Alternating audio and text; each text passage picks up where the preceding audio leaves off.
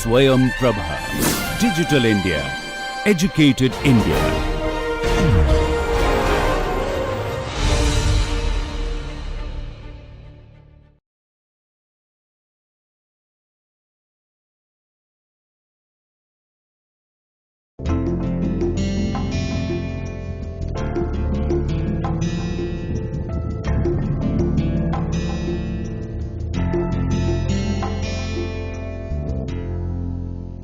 As told at the end of the last lecture, we shall continue our discussion on displacement analysis of planar mechanisms using graphical method.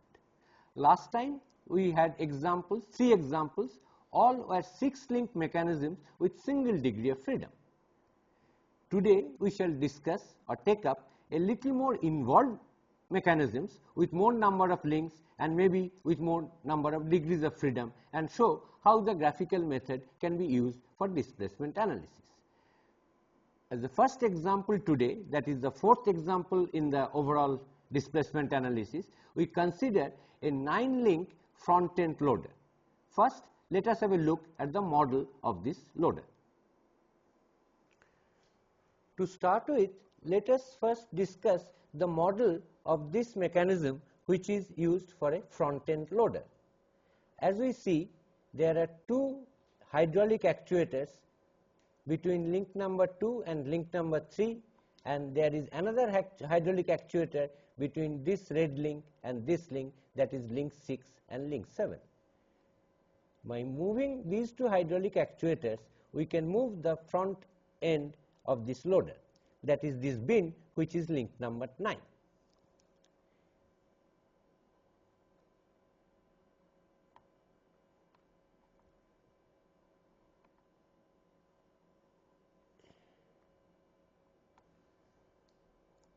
We will first show that this particular mechanism has 2 degrees of freedom and with 2 inputs here and there through these 2 hydraulic actuators. Consequently, this output link cannot go anywhere with any arbitrary orientation. It will have only 2 independent coordinates which you can specify, either the xy coordinates of a point on it and the orientation will be automatically fixed up, or only the x coordinate and the orientation of this bin and the y coordinate will be automatically decided. So let us now determine the displacement analysis of such a mechanism by graphical method. That will be our next example. Let us now discuss the problem of displacement analysis with reference to this front-end loader, the model of which we have just now seen.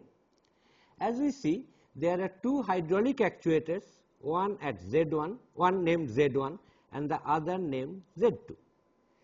Link number 1 is the body of the truck, and this hydraulic piston cylinder constitutes link 2 and link 3.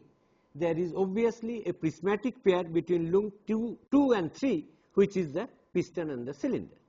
Similarly, there is a prismatic pair between link 6 and link 7, where there is a hydraulic actuator, again between the piston and cylinder of this hydraulic actuator.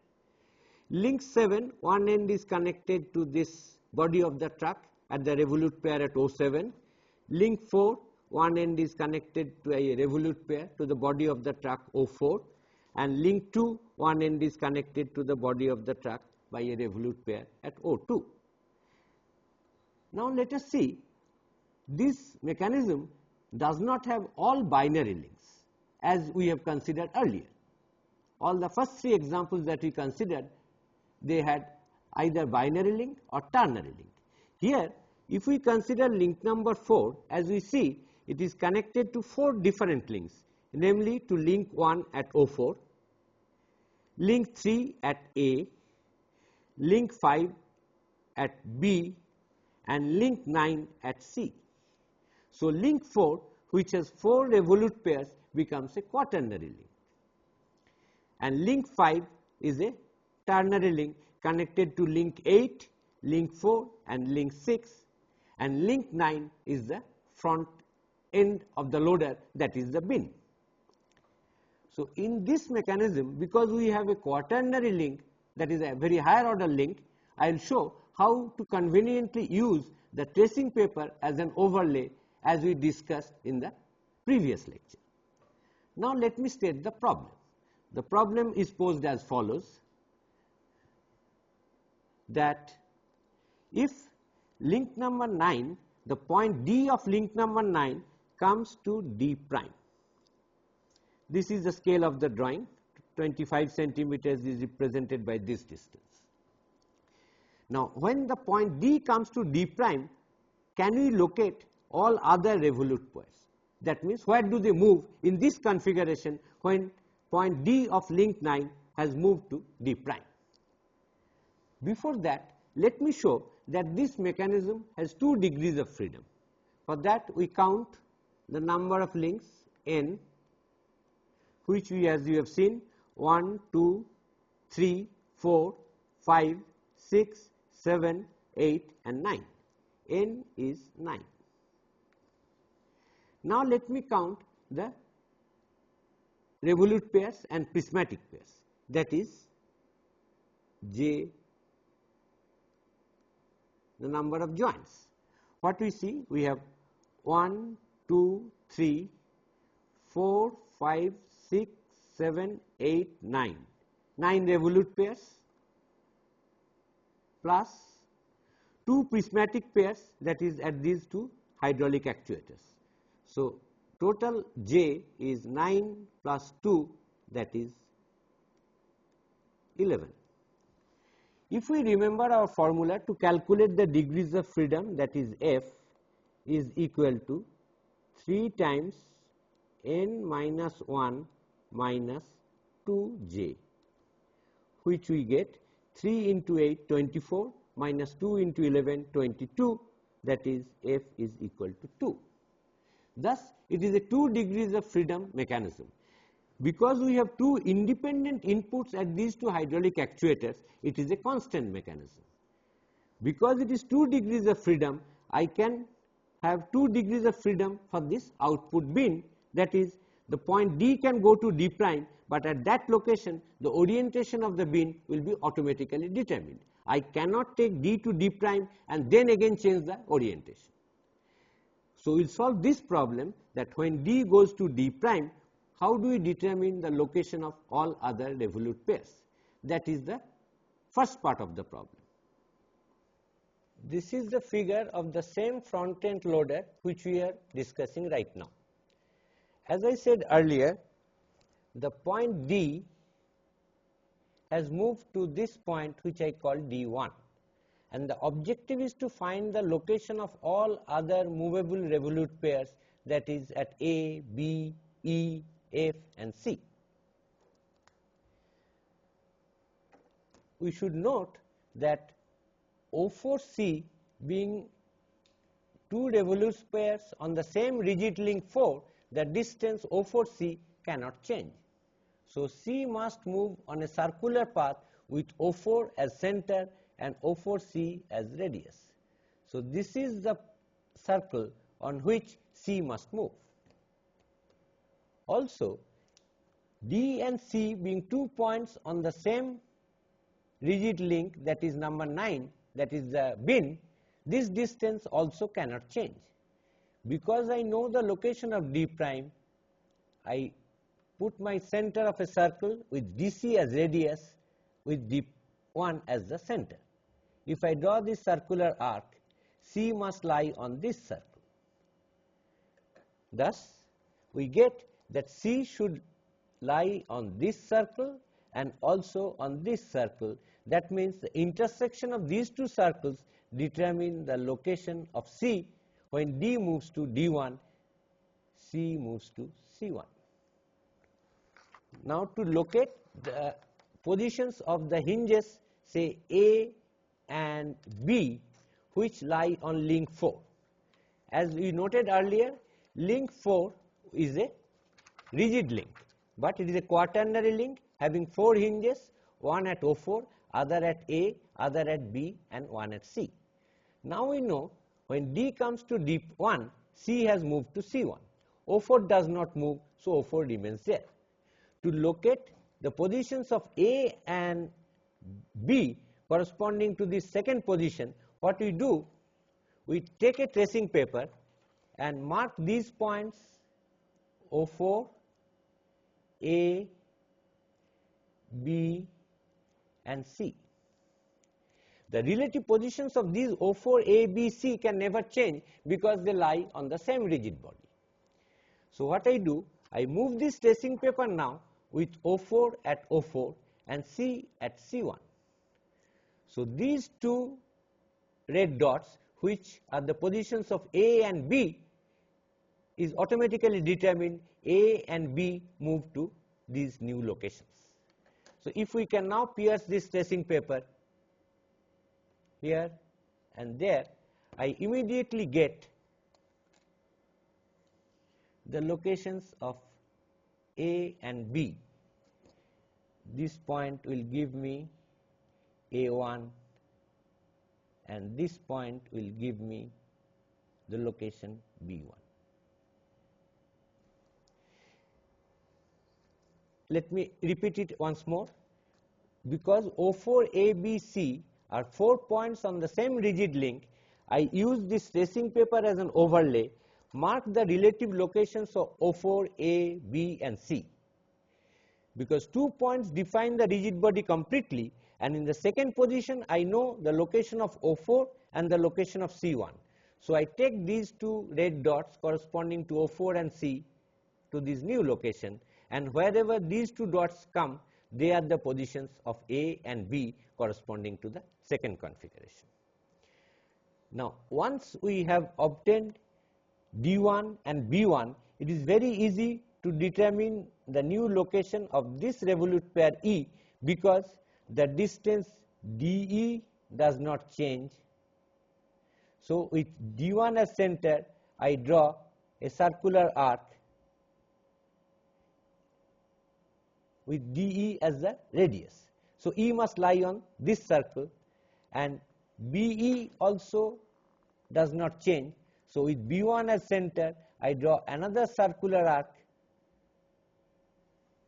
with BE as the radius.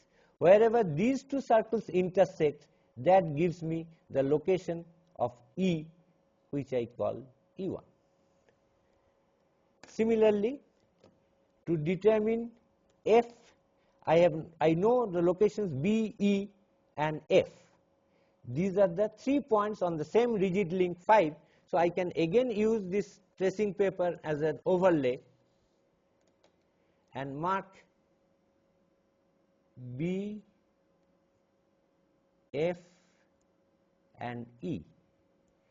Their relative positions do not change, and I know where B and E has gone. So I can replace this, coinciding this B with B1, this E with E1, and wherever F goes, that becomes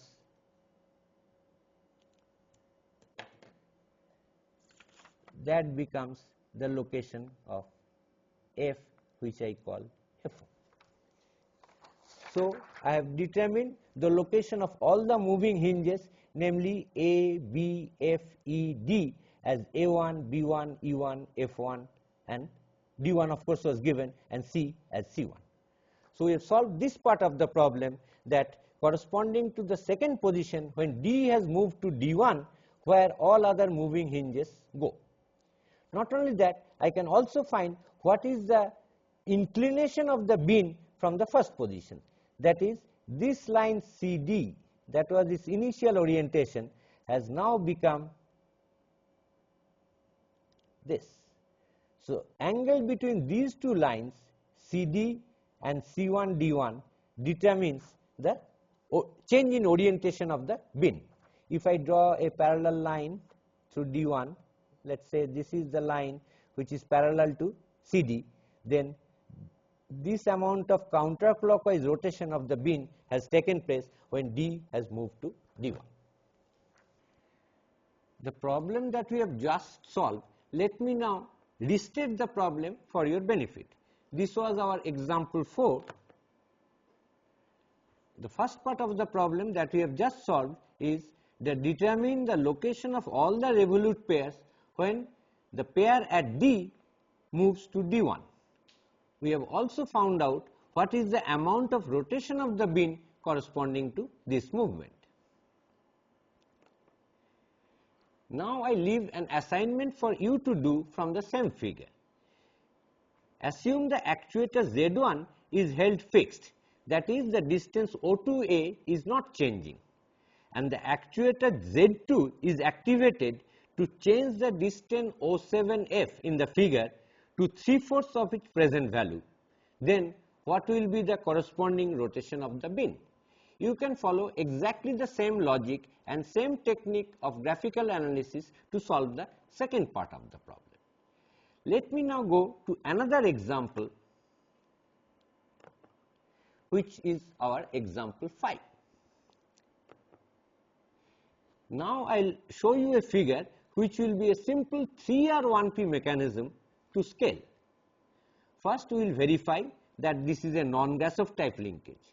That means all the links can have only angular oscillation, no link can rotate completely. The problem will be to determine the ranges of oscillation of these of links 2 and 4 in this particular non-Grashof 3R1P mechanism. Let me now show the figure of this problem and solve the problem for you. Let us now consider this 3R1P mechanism. As we see, link number 2 has a revolute pair with link number 1 at O2 and a revolute pair at A with link number 3. And link number 3 has a prismatic pair with link number 4. And link number 4 has a revolute pair at O4 with link number 1. So in this revolute 3R1P mechanism, there are 3 revolute pairs at O2, A and O4, and there is a prismatic pair between link 3 and link 4 in this direction. So first of all, let us identify what are the kinematic dimensions of this 3R1P mechanism. O2, O4, that is one link length, let me call it L max. And O2A is another link length which is L2, let me call it L min. This 3R1P mechanism has only one more kinematic dimension, that is the offset. One should not be confused by this dimension. This dimension has no kinematic significance because the location of this revolute pair A I cannot change, but the prismatic pair between 3 and 4, which is along this direction, I could have drawn it through A. This is the prismatic pair direction, and this perpendicular distance from O2 up to this direction of the prismatic pair, that is the other kinematic dimension E, which we call offset. If we measure this L min and E, we will find that L min plus E is greater than L max. Consequently, this will be a non-Grashof 3R1P chain and no link will be able to rotate completely, all links will be oscillatory. The question that is asked is, find the angle through which link number 2 and link number 4 can oscillate. Let me repeat, it is this distance which is a red herring, which is there only to confuse you, because it is the location of the revolute pair O2, O4 and A I cannot change, and prismatic pair has no location, it is only a direction that is marked by this line. So I draw a line through A parallel to this direction of prismatic pair and get the kinematic diagram for this particular linkage. Let me now solve this problem to determine the angle through which links 2 and 4 can oscillate. Let us consider now the kinematic diagram of the 3R1P mechanism we are discussing. This O2, O4, that is what we call L max. O2A, that is what we call L min, and perpendicular distance of O4 from the direction of sliding passing through A is what we call the offset E.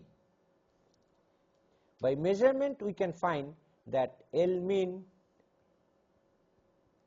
plus E is more than L max. So it is a 3R1P non-Grashof chain, and we have to find the angle through which the link O2A and link 4, that is this line, can oscillate. To solve this problem, let us imagine the equivalent 4R mechanism. That is, the prismatic pair between link 3 and 4 in this direction. Let us replace it by a revolute pair at infinity in a direction perpendicular to this direction of sliding. That is, the hinge B of the O2A BO4, which is the equivalent 4R linkage, B is on this line at infinity. All parallel lines meet at infinity, so I can take any line perpendicular to the direction of sliding and claim that B is at infinity on any of these parallel lines, because all these parallel lines meet at infinity. Now, to find the extreme position of link 2 or link 4, what I know, the other two links, that is, say for extreme position of link 4, link 2 and link 3, that is O2A and AB, must be collinear. And A must move on this circle, which is centered at O2,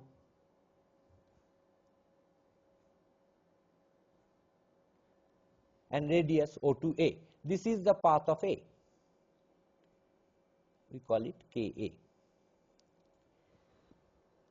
And this offset E, this distance rotate with O4 as center and E as the radius, that is, this corner moves on this circle.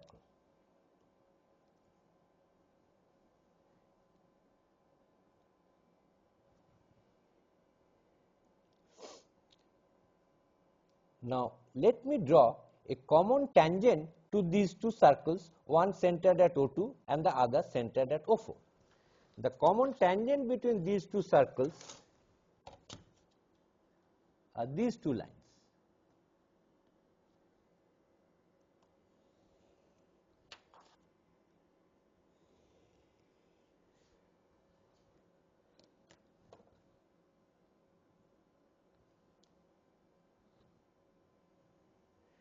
This is one circle centered at O4, and this is the other circle centered at O2 with O2 as a radius.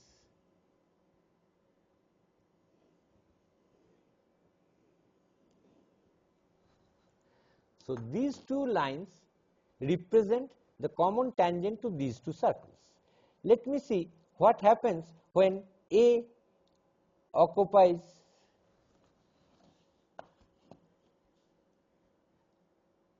rather this point, if I call it B prime. B is at infinity, I call this point B prime. When B prime comes here and if it oscillates in this direction up to this point of tangency, let me call it B2 prime.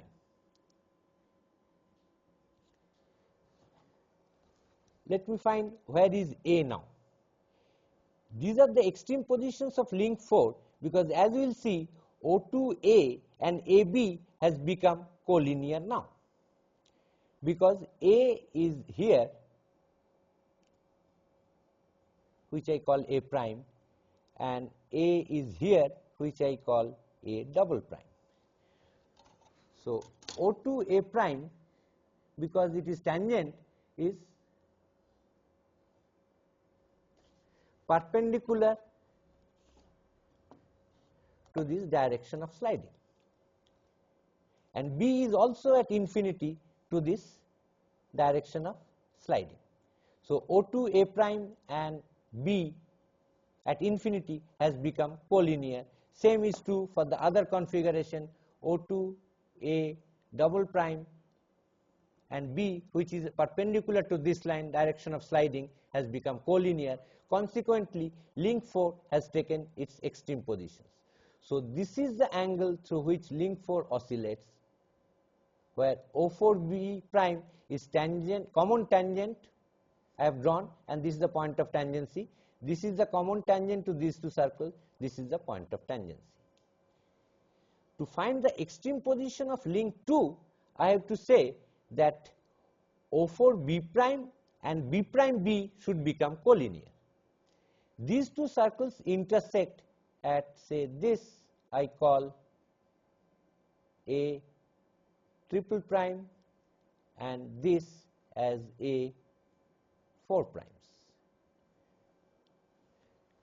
Now B is moving on this circle, so B prime is also here. This point has moved to here, and O4, if I join this,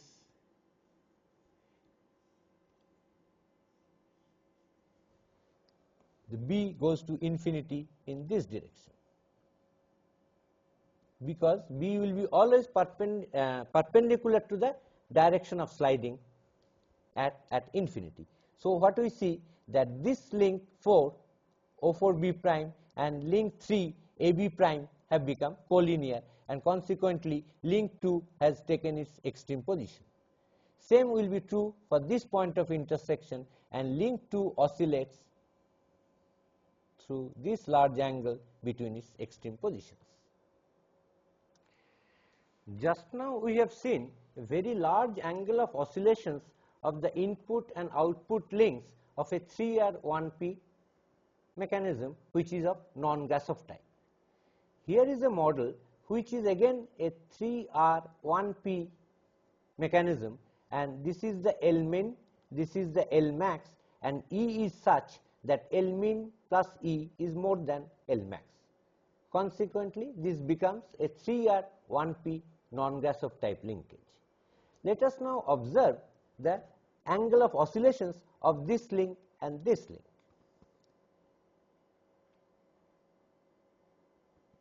This is that common tangent that I was trying to draw between those two circles. This line is parallel to that common tangent, and consequently this has reached its extreme position. It cannot be further inclined. However, this link can still go, and as you see from this extreme position, it is returning, that is, it is rotating counterclockwise, though this link is still going clockwise. And this is the extreme position of this link, and now it cannot go any further, it has to return.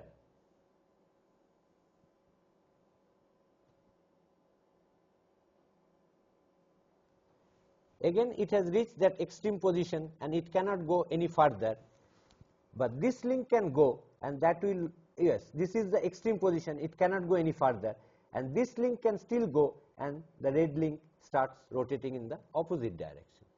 This is the extreme position of this link, whereas this is the extreme position of this link.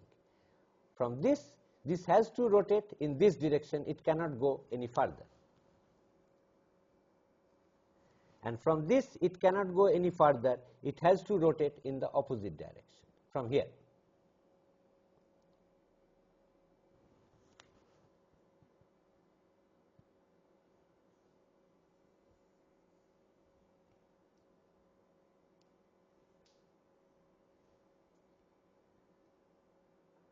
So for this 3R1P non-Grashof type linkage, as we see, it is a very complicated movement with a very large angle of oscillation for both link number 2 and link number 4.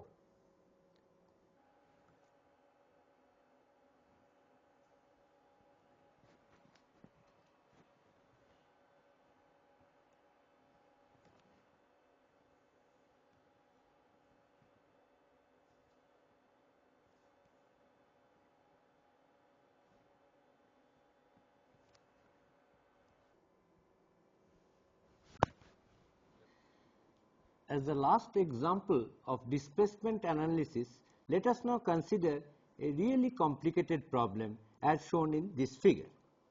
This is the figure of an earth moving machinery, the model of which we have seen earlier. This particular machine has 3 hydraulic actuators, one at Z1, other at Z2 and the third one at Z3.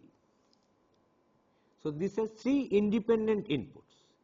If we count the number of links in this mechanism, I will get n equal to 12. This will be clear when we draw the kinematic diagram of this particular machinery. If we count the number of pairs, we will see there are 12 revolute pairs and 3 prismatic pairs. So, J is 15. Consequently, if we calculate the degrees of freedom of this mechanism, F equal to 3 into n minus 1 minus 2j, we get 33 minus 30, that is 3. So, it is a 3 degree of freedom mechanism with 3 independent inputs.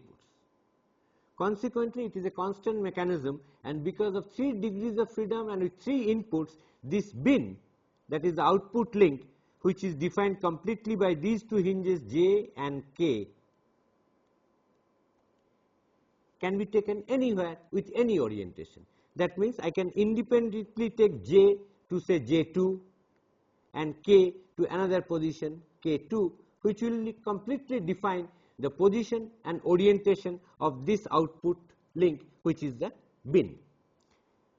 Second thing to note is that there is a very high order link which is connecting at C, D, E, H and K.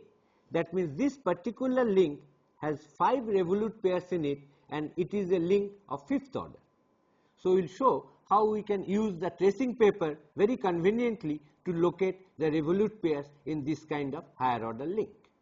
Let me now solve this problem, that when J and K moves to J2 and K2 respectively, how can you locate the all other moving revolute pairs, that is at B, C, D, F, H and G and A.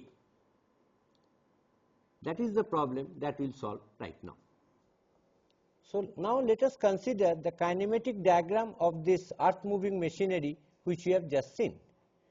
As we have said, there are 12 links, and this is the kinematic diagram, out of which link 3, as we see, have 4 hinges on it, O4, A, B, D. So, it is a quaternary link. Link 7 has 5 hinges on it, C, D, E, H and K. So, this is a link of 5th order. The question is, when these J and K move to J2 and K2, can we locate the corresponding positions of all other revolute pairs? To solve this problem, first we note that the point D, because O4D never changes and O4 is a fixed point, this D point must move on this circle with O4 as center and O4D as radius. It must move on this circle. So, D2 must lie on this line. Let me call it KD. Now, when K has gone to K2, but the distance KD also does not change. So, I measure this KD, and from K2 I draw a circular arc with KD as radius. So, D must move on this circle and also the circle drawn earlier through D with O4 as center. So, these 2 circles, one point of intersection is here, so I locate D2.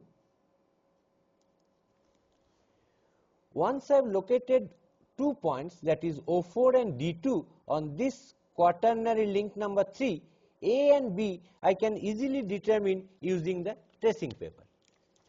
So, on a tracing paper I mark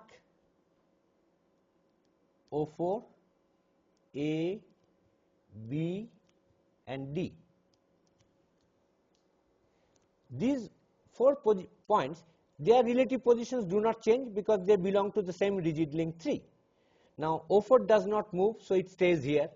When D goes to D2 and O4 stays at O4, wherever these two dots move, they define the location of A2 and B2. We have also located the points K, which has gone to K2, and the point D, which has gone to D2.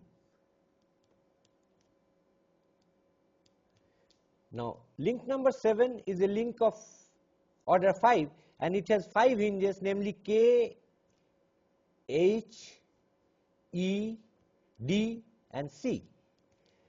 Now these 5 points do not change their relative positions, but K has gone to K2 and D has gone to D2. So if I now take, this is K, so K goes to K2, and let me mark this point, that will be easy to remember. This is K and this is D. So when K goes to K2 and D goes to D2,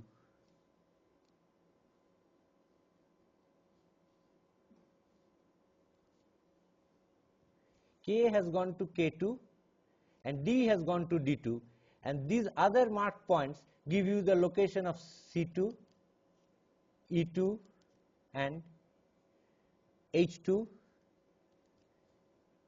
and okay, there are 5 points K, H, E, D and C. I get K2, C2, D2, E2 and H2. So once I have determined all these points, rest of the problem is trivial because these distances Gj and Hg do not change. If I know J, which has gone to J2, H I have located, so I can easily locate G2 by Jg and Hg, these two link lengths. Rest of the points I leave for the students to complete. What we have demonstrated, that the use of tracing paper is very convenient when you have such higher order links, and the displacement analysis can be completed if the problem is well posed. Let me now state the problem that we have just solved, which was our example number 6. In example 6, we had the figure which had the kinematic diagram of an earth moving machinery consisting of 12 links and 3 inputs, which are those 3 hydraulic actuators Z1, Z2, Z3. And statement of the problem was, determine the location of all the moving revolute pairs corresponding to configuration 2 when the hinges J and K occupy respectively the locations J2 and K2. I can extend this problem for you to have some practice, which are a little tougher. The second part of the problem could be, the range of movements of the actuators Z1 and Z2 are such that the maximum distance between O2 and A, that is O2A max, is say 1800 millimeter to the scale, and O2A minimum is 1100 millimeter. Similarly, the movement of the actuator Z2 is such that the maximum distance between C and B, CB max, is 2400 millimeter and minimum CB is 1500 millimeter. The question is, determine the zone in which the hinge K lies when the full ranges of movements of Z1 and Z2 are utilized. The third part of the problem could be, determine the maximum tilt angle alpha of the bin while keeping the lip of the bin L at the location L2. As I said, I will not solve these problems in detail, just leave you with a little bit of hints. If we look carefully at the original diagram, what you can see, that this distance O4A never changes because they belong to the same rigid body. Consequently, A lies on a circle with O4 as center and O4A as radius. The maximum distance between O2 and A, which is given to us, locates this point. Minimum distance between O2 and A, which is again specified in the problem, locates this point. So I can locate position of A for the extreme movements of this actuator Z1. O4, A, B and D, all four belong to the same rigid body. So using the tracing paper technique that we have just now seen, I can locate the corresponding position of D as D prime and D2 prime. For the extreme positions, one can see that link 4 and link 7 get rigidly connected and the distance DC also does not change. So corresponding to the maximum position of DC and minimum position of DC, depending on the movement of the actuator Z2 corresponding to D2 prime, I get two locations for C. Same way, corresponding to D prime, I get two locations of C corresponding to the maximum and minimum distance of BC. Now DCK, they belong to the same rigid link. So corresponding to the DC, I can locate corresponding positions of K here and here. Same way, corresponding to D prime, I get the extreme positions of K as this one and this one.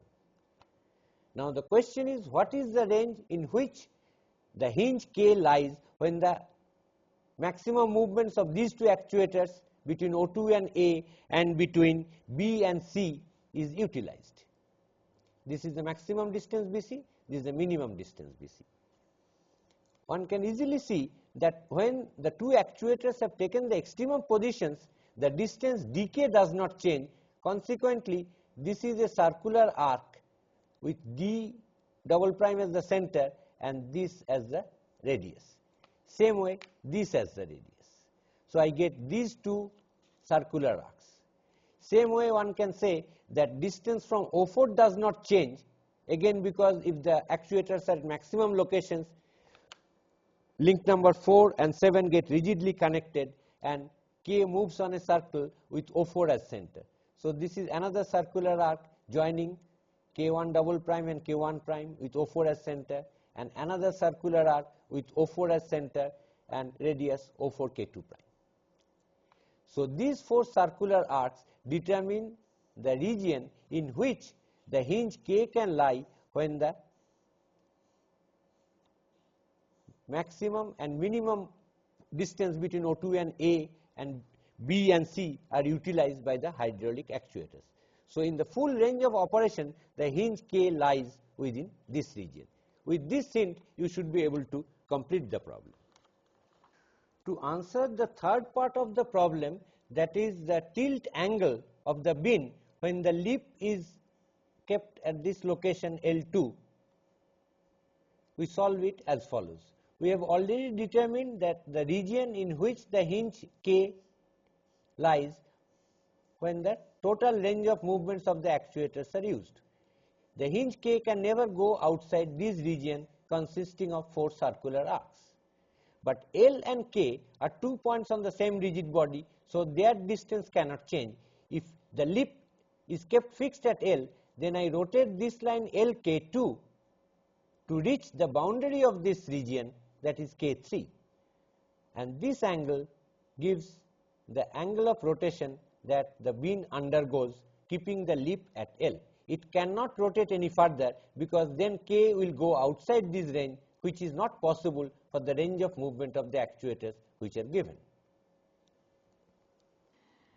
Let me now summarize what we have learned today. Today we have solved three rather intricate, or I would say more advanced problems of displacement analysis of planar mechanisms through examples. Two having more than 1 degree of freedom, that is that front end loader and the earth moving machinery, and the other is a 3R1P non-Grashof linkage. What we have seen that this graphical method is very powerful, and clever use of the tracing paper as an overlay can become very handy to solve even more complicated problems of displacement analysis. In our next lecture, we shall discuss the analytical method of displacement analysis.